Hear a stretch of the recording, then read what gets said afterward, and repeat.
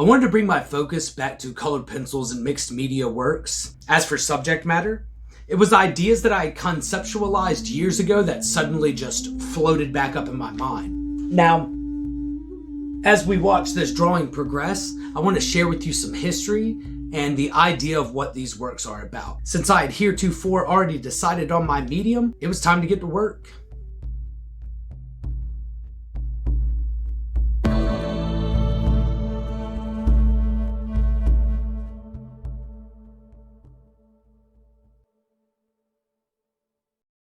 I used an art modeling app called Art Pose Pro to decide on a composition, lighting, angle, and overall layout. This process took place of my thumbnailing of concepts. I created a sketch of the concept to put my mind and muscles through the process and the plan of action, and also completed a small gesture drawing and a few detail sketches. Then, just choosing my paper was my final task.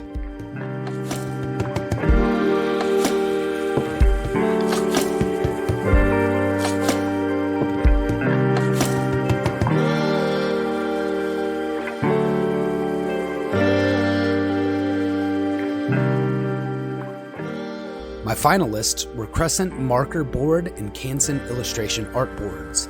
I settled on the Canson and started swatching my materials.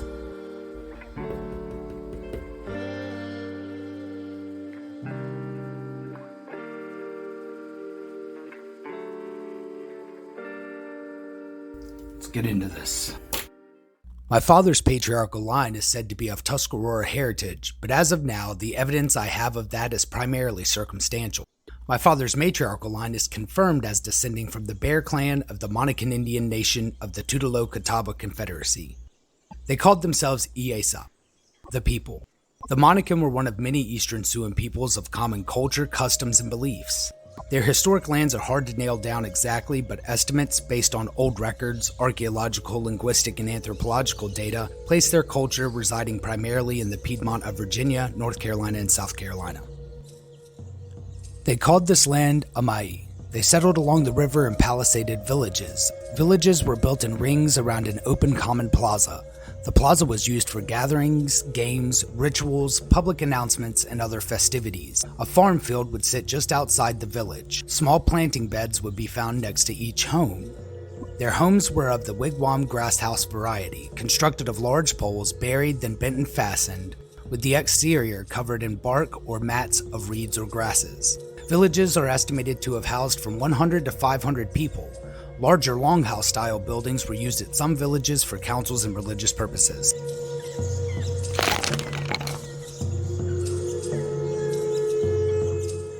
With such a geographical location, trade was ubiquitous.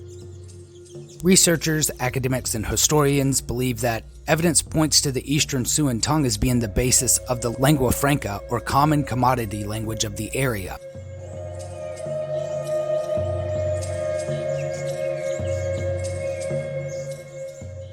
Their diets consisted of fresh local fare, including nuts, berries, fruits, and tubers.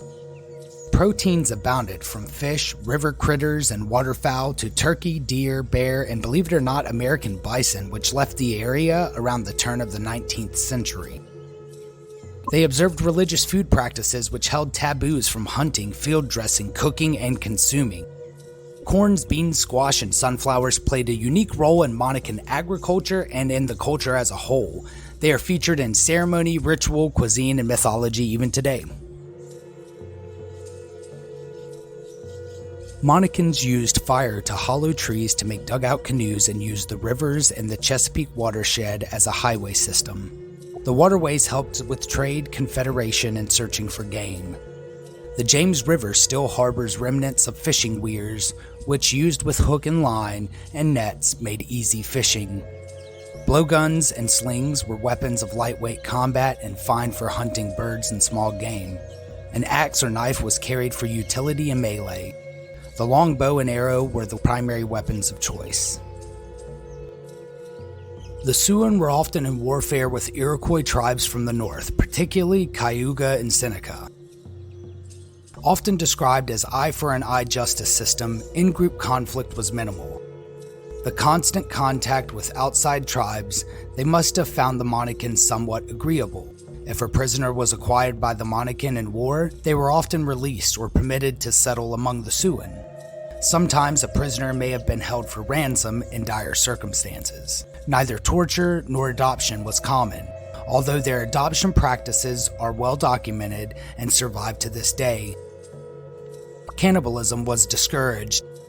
Legends tell that they settled in the area, displacing the Tachi or Doji, a primitive tribe derived from giants that subsisted on flesh and often ate Indians and their own.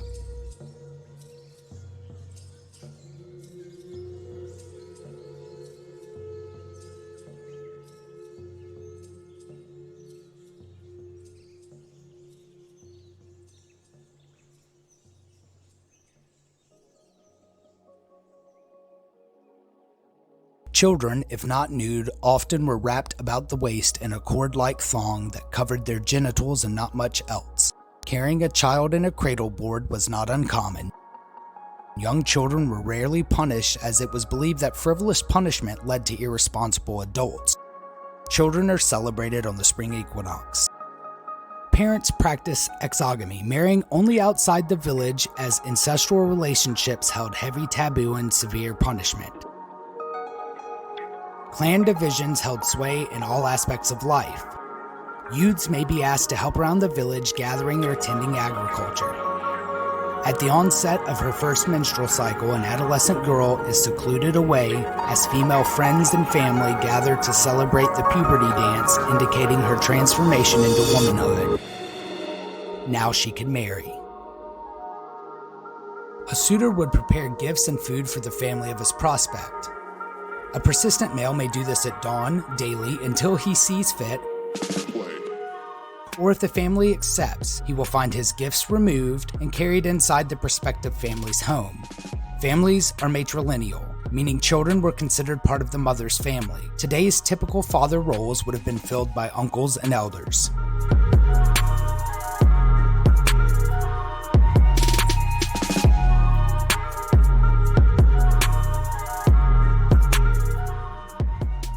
When boys reach puberty, they begin many rites of passage.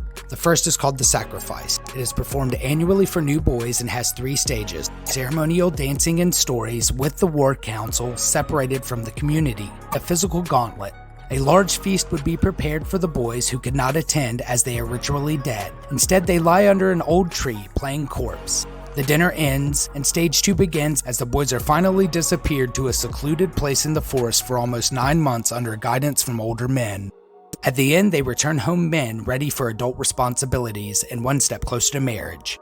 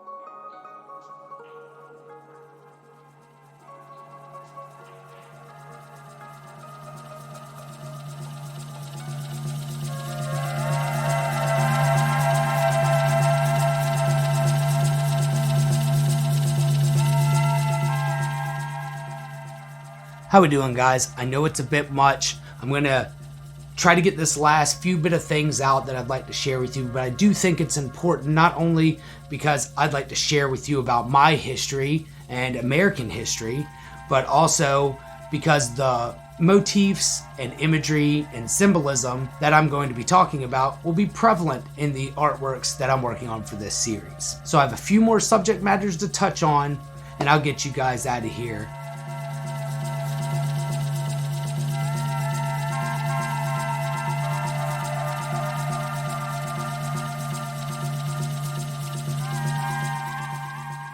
Animal pelts were a large part of the wardrobe. Men relied on loincloths made from soft tanned hides, and women mostly woven sashes, girdles, and aprons of woven fabric from silk grass, mulberry bark, and possum fur. Adults wore various animal parts as ornamentation. Women lived bare-chested. In inclement weather, both sexes would wear overcoats or ponchos made of deer skins or bear fur, and often wore fur-lined gloves and moccasins. Women wore their hair long, in a folded bun on the back of the head or in braids along the back and sides. Men would wear their hair long, in a mohawk style, or shaved on one side, with the long hair on the opposite side of their arrow-fletching hand. Both would decorate hairstyles with various feathers and tufts of fur. Bear fat would be refined, melted, and applied to the skin to prevent bug bites as a tanning oil and for ceremonial reasons.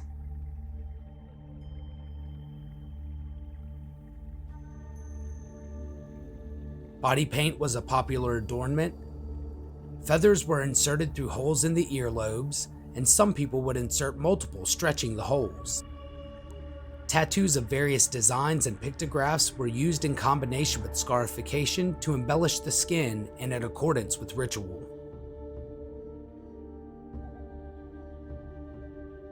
And that should about do it for background. I love learning about the history of the tribe, and I could fill an entire another YouTube channel with just research, hypotheses, and theories about the Eastern Siouan and the Southeastern Ceremonial Complex.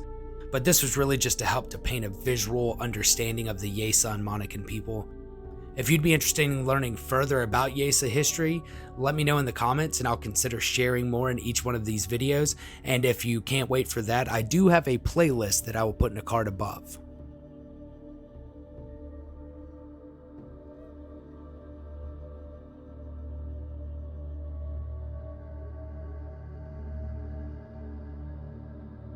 So what is it that I'm drawing here? These are the four mothers of the Siouan cultures of the East. You could think of them as the Eve to Adam, if you will. Sepoy, who represents the summer, the red hot, the change, growth, adolescence, water, the day. Grandmother Pash, she symbolizes the winter, the elders, preserving the culture, the mind, the wolf, the winter, the night, and the north.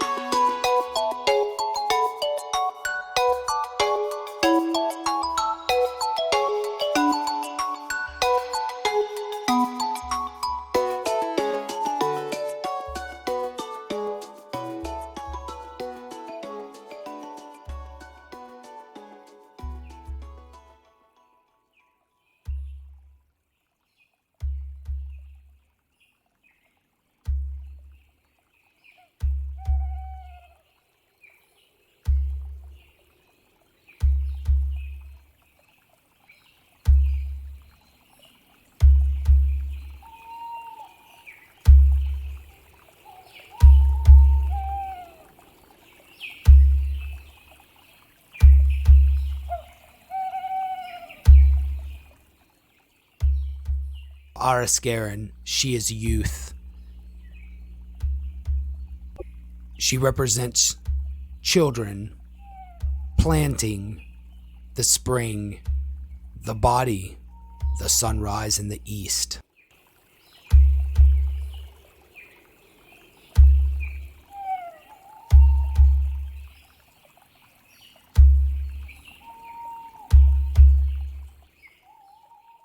Then we have Maraskarin, symbolized by an adult woman. She represents the autumn, the harvest, cedar and tobacco, the soul, the wind, the sunset, the west. Ahskarin is symbolized by yellow, Sepoy by red, Maraskarin by black, and Pash by blue.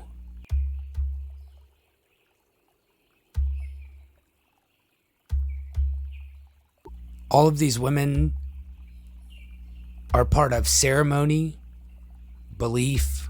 They're used as archetypes. In our stories, they're heroines. And due to the sacred nature of these beliefs, I won't share everything.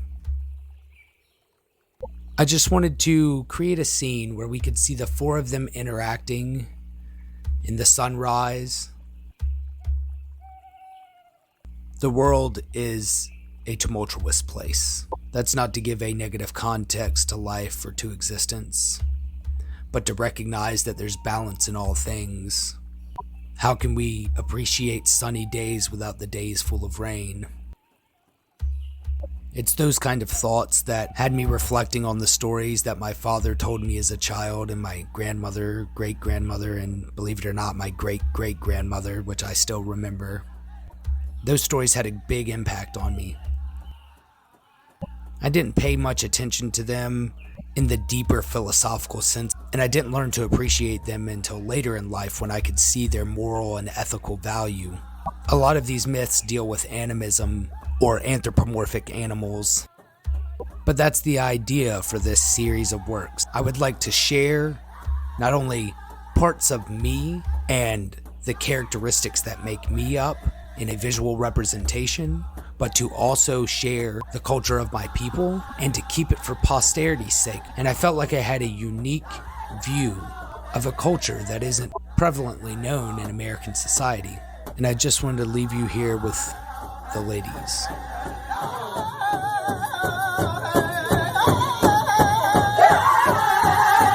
Well, that about does it.